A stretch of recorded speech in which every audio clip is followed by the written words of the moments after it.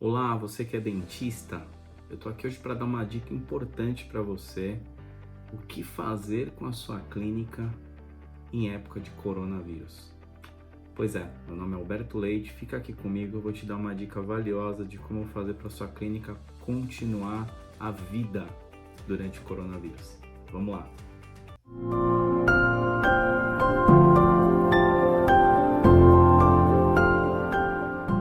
Pois é, meus amigos, chegamos então na época do coronavírus e muitas clínicas estão aí me perguntando o que fazer, né? Clínicas odontológicas estão me perguntando o que fazer nessa época. Bom, vamos lá. A nossa experiência aqui com clínicas é bastante vasta e o que a gente pode dizer para vocês é que algumas atividades odontológicas merecem extrema atenção no momento, ou seja, são atividades essenciais ao momento, e outras podem aguardar um pouquinho.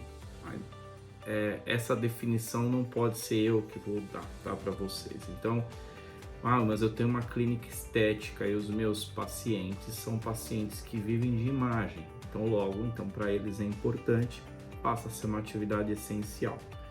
Mas vamos lá, o que você pode fazer para garantir a segurança dos seus pacientes e ao mesmo tempo garantir a sustentabilidade do seu negócio, que é um negócio essencial. Nós não temos aqui uma balada, uma danceteria, um bar, nós temos uma clínica odontológica.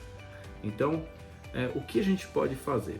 Então, baseado nessa experiência que a gente tem, a gente elaborou uma listinha com 3 passos curtos, simples de fazer, mas que vão exigir atenção sua especial, tá? O dono da clínica, o dentista ou a dentista, vai exigir de vocês uma atenção bastante especial nesses 3 passos.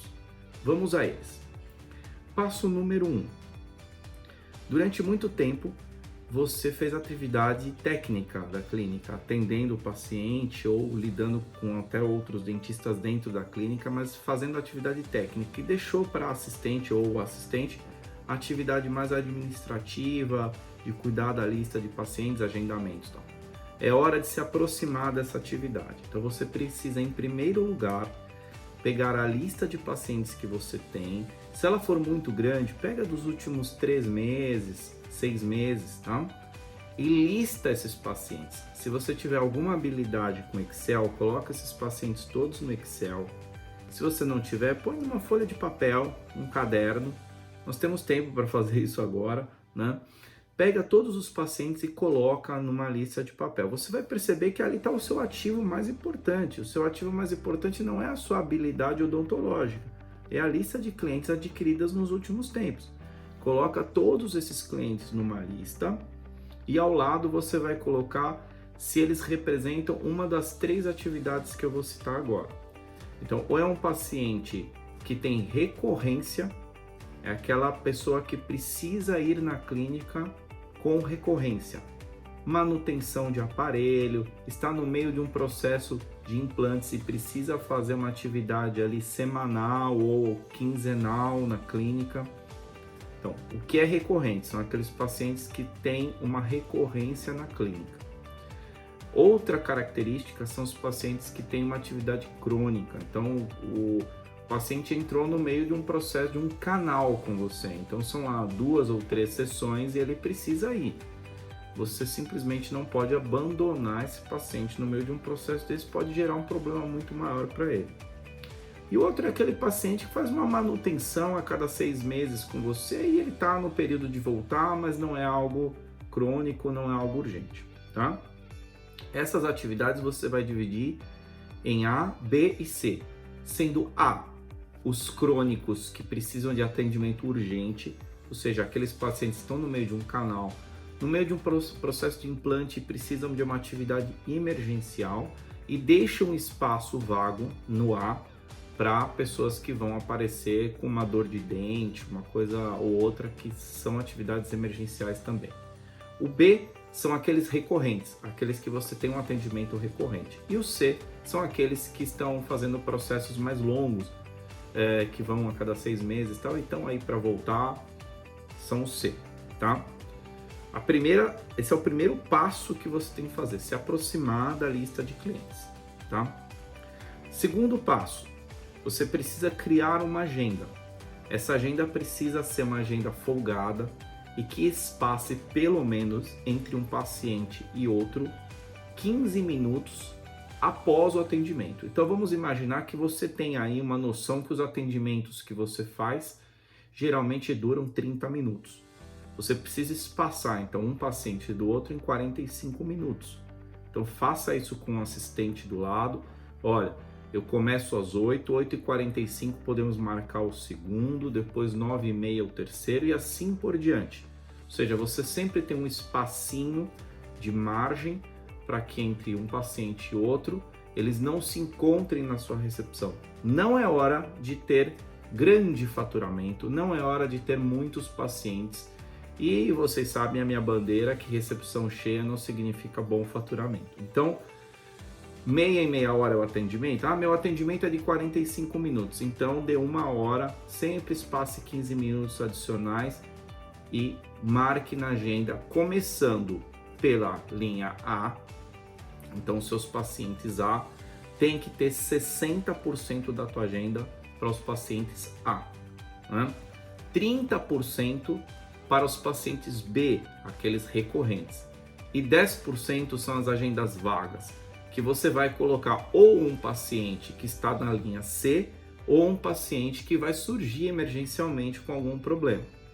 Faça isso com sua agenda. Então, novamente, 60% da agenda dedicada a pacientes que estão no grupo A, 30% dedicado aos pacientes que estão no grupo B e 10% vago, disponível para pacientes que vão surgir ou pacientes que estão no grupo C.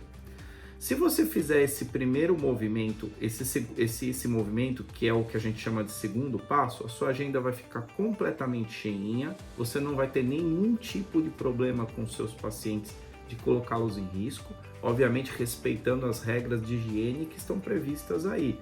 Limpar tudo, deixar tudo higienizado, deixar um álcool gel na recepção, tirar as revistas por enquanto da recepção, deixar a pessoa ali só com seu próprio celular, o seu próprio tablet, porque são ferramentas que ela está usando no dia a dia. Ou seja, tenta também cuidar para que este tipo de recurso não traga maior problema. Isso, sim, então, classifica-se o segundo passo desse trabalho. Qual o terceiro passo? Criar com essas redes A, B e C grupos de discussão, grupos de e-mail, grupos de WhatsApp, para que você possa mandar informações para que essas pessoas se previnam e se cuidem um pouco dentro das suas habilidades dentro de casa. Então é um paciente recorrente que ele vai ficar para daqui 2 semanas, ele não pode ficar sem ter contato com você. Se você tiver contato com ele, mesmo que for através de um grupo de WhatsApp ou um grupo de e-mail, isso vai dar segurança ao paciente e ao mesmo tempo é uma poderosa ferramenta de marketing para você ficar em contato com ele, né? Então, se você seguir os 3 passos, sendo o primeiro a definição da sua lista de pacientes e a classificação em grupos A, B e C dentro das regras que eu falei, o segundo, a montagem da agenda respeitando a regra 60, 30, 10 e C, o relacionamento em grupos separados com os diferentes grupos que você tem A, B e C, vai ser um sucesso. A clínica vai continuar em pé, né? Você vai continuar com alguma receita e você não vai colocar o seu paciente em risco nunca, o que vai fazer com que a sua atividade, que é essencial, seja mantida e a sua clínica continue aberta. É isso, eu espero que você tenha gostado desse vídeo. Se inscreve aqui no canal para você sempre ter acesso aos vídeos com exclusividade e antes de todo mundo, tá bom? Vamos lá, vamos seguir. Logo, logo tem mais vídeo para você. Valeu!